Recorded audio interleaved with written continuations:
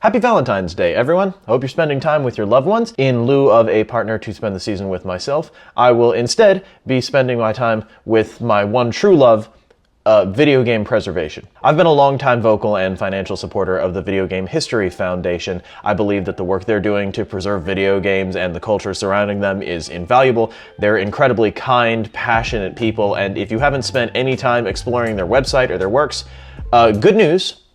That's what we're doing today. 2 weeks ago, the VGHF launched their digital library in early access to the public. It's an amalgamation of years of work collecting and digitizing press releases, magazines, design documents, communications, etc., etc. Researchers are already lauding the resource, and I thought it'd be fun to poke around and see what they have to offer.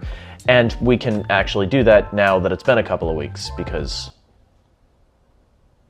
oops. So there are a couple of things that I want to dive into. I want to explore some of the items that the Foundation has been highlighting. I want to see if there are any interesting materials related to some of my favorite games.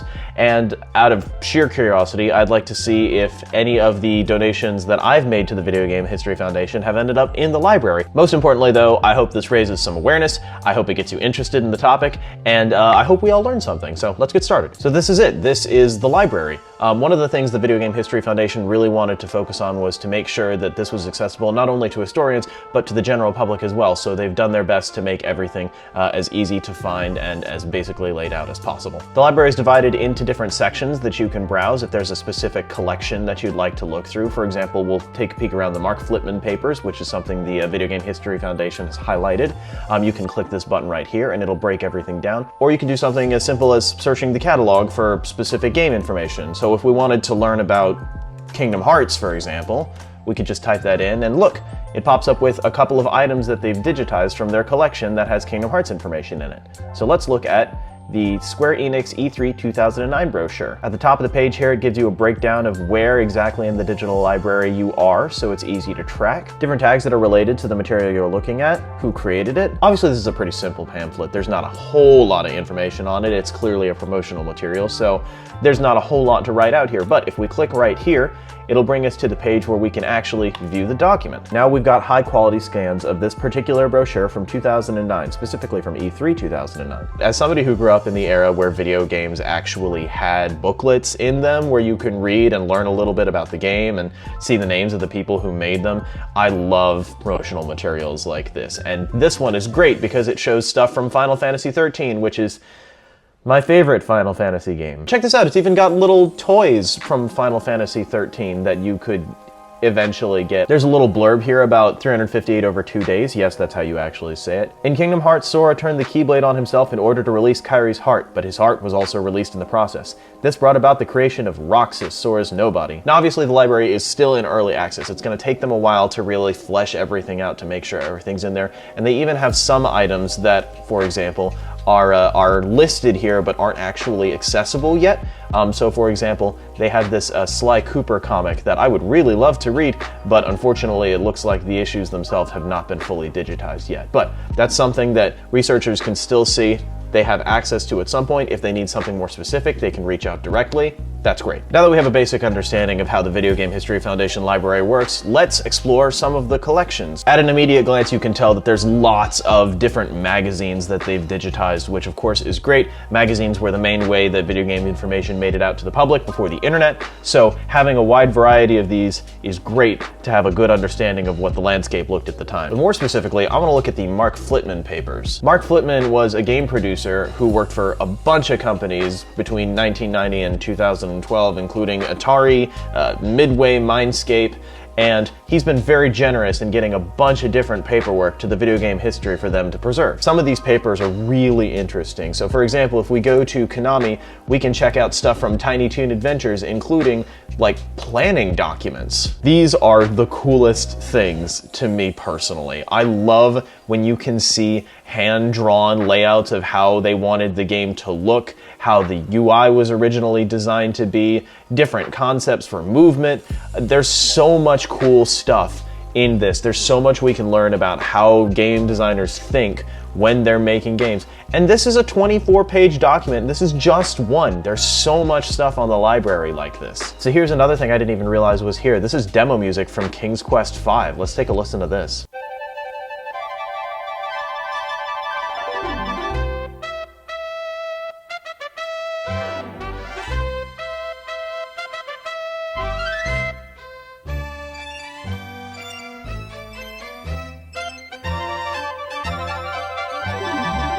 And then there's even more interesting things. Here are game concepts, games that never got to see the light of day. Once again, handwritten notes about adjustments they need to make to these concepts, word changes that they need to make in the design documents, an ad for reference for Alaskan red king crab. And again, this is just scratching the surface of this particular collection. There's so much in here to be explored. Here's another collection that the Foundation has been talking about, the Tom Payne collection. Tom Payne is a game artist who worked at Sega Technical Institute from 91 to 93 and LucasArts from 93 to 97. This collection has lots of interesting information about Sonic 1 and Sonic 2. For example, here are some level concepts from the original Sonic the Hedgehog. Early loop designs, the spin dash, although I guess it wasn't really spin dashing at this point, it was just Sonic rolling regardless. Different pits Sonic might fall to. Look at his freaking eyes here. They're terrifying. Various obstacles that Sonic could either engage with or avoid. It's like, this is such interesting stuff. Sonic fans and researchers alike could totally get into this. Here are different level maps from Sonic 2 that are broken down on graph paper so you can more clearly see how exactly they were built. Some of these have thematic ideas written on them to help give other designers a feel for what kind of vibe the levels were going for. See, and here's another thing that some people may not think is valuable, but totally is. Here are photographs from that time period working at Sega. These are little time capsules into the lives of all of the people who were working on these. And they're awesome pictures to boot. This actually leads me really well into one of the contributions that I made to the Video Game History Foundation, which was documentation about Firaxicon. For those who don't know, Firaxicon was a small video game convention that was held a grand total of 2 times by Firaxis Games, the company that was founded by Sid Meier. I talked about it very early on into Jamie's library, but I did want to highlight something that I didn't explicitly do so on that, which is when I went to Firaxicon in 2014, I actually took a bunch of pictures of their offices that I put on my Instagram. Things like these give insight into the mentality of the people who were working at the place at the time, which by proxy gives insight onto how they were thinking when they were making their games. And there's lots of cool stuff that I got. I got concept art for XCOM. They had these little XCOM custom cabinets that somebody made for them, which I love. This was a communal chess game that they always had out, and whenever anybody walked past, they would just make a move and then keep going to do whatever they were doing. I love ideas like that. It shows team building and engagement in interesting ways. A bunch of their releases framed up on their wall. I love stuff like this. I donated all of the materials that I got from Firaxicon to the Video Game History Foundation, and I know for sure that they digitized it all. This is it right here. This brings me an immense amount of joy. I can't even tell you. This collection includes a variety of ephemera from Firaxicon, including an event badge, a flyer, paper printouts, and photos of Firaxis Games offices. Materials in this collection were donated by Firaxicon 2014 attendee Jamie Luttrell. That's me! I'm Jamie Luttrell. Firaxicon 2014 was a fan convention for Firaxis Games, creators of the Civilization and XCOM franchises. This was the first iteration of the event, which ran for 2 years. The event included panels, play sessions, and a tour of Firaxis headquarters.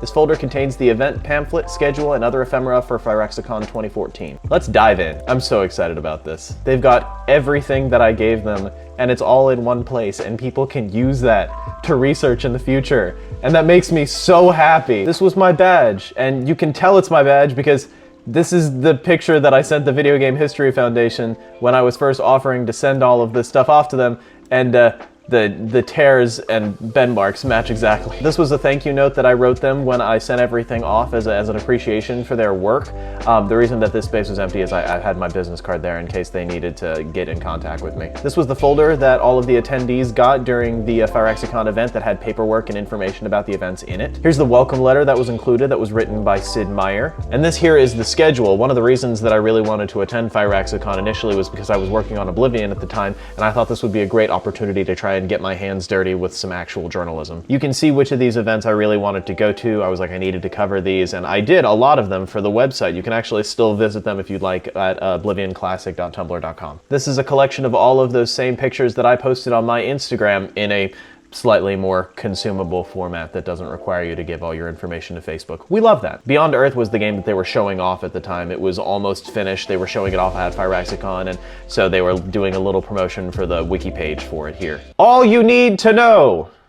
We hope. This document gives a basic rundown of everything that you need to know about the hotel, the stuff you're gonna get as a result of going, the games studio tour, the schedule again, once again, bunch of stars all over this, different events, the XCOM tournament. There's lots of cool stuff in here. Firaxicon officially starts on Saturday, September 27th at 10 a.m. Please don't hang around expectantly too much earlier than that, we'll get stressed. Unofficially, we'll be having a few drinks on Friday night in the bar at the Embassy Suites, probably starting at 6 p.m. and continuing until our bar tab runs out. Yes, the drinks are on us.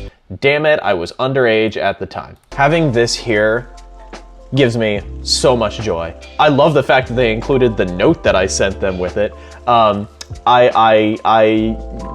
Things like this make me feel like I've really contributed to something, and that, God, it makes me so happy. But enough about me for the time being. Let's go and explore a little bit more in the collections. Another collection they're really highlighting is the Cyan collection. If you know anything about video games from the 90s, you've likely heard of Myst. Myst is a very classic point-and-click adventure game that was developed by Cyan, and this collection here has so much development information. It's amazing. This collection includes over 200 videotapes and audio recordings from the history of Cyan and the Myst series. They've got blue screen recordings. They've got behind the scenes. They've got promotional materials. They've got prototypes. They've got information about the summer picnic that the Cyan employees took in 1994. Rand and Robin Miller, who were two of the actors who played characters in Myst, thought of their father, Ron Miller, as somebody who might want to play a character. This is test footage of him doing that. It didn't end up happening in the final game, but the fact that it exists at all is amazing.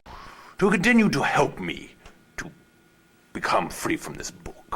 You must be able to hear me when the red page is very... And again, that's just one or two things in this collection. There's so much that you can explore. There are a couple of other things that I've donated that I don't think have been digitized yet. Again, they've got lots of information that they've got to get scanned and uploaded to the library. We're only in early access right now, but I'm so happy that this exists. This is such an exciting moment for them. It's such an exciting moment for video game history fans. It's such an exciting moment for researchers. I'm glad that this exists. If you're at all interested in checking out the Video Game History Foundation library or the Video Game History Foundation as a whole, I will have all of their information and links down in the description. I highly recommend you take some time doing so. There's so much fun stuff to explore. And with that, I will end with an exploration of Macho Man Randy Savage saying lots of Macho Man Randy Savage things for WWF Rage from 1993. Ooh, yeah, the Macho Man is ready to rumble, yeah. Get ready, can you dig it? Ooh, yeah, hey, big man, the Macho Man is gonna cut you down to size, can you dig it? Ooh, yeah, bottom line, there's no way you can prepare yourself for the might and muscle of the Macho Man.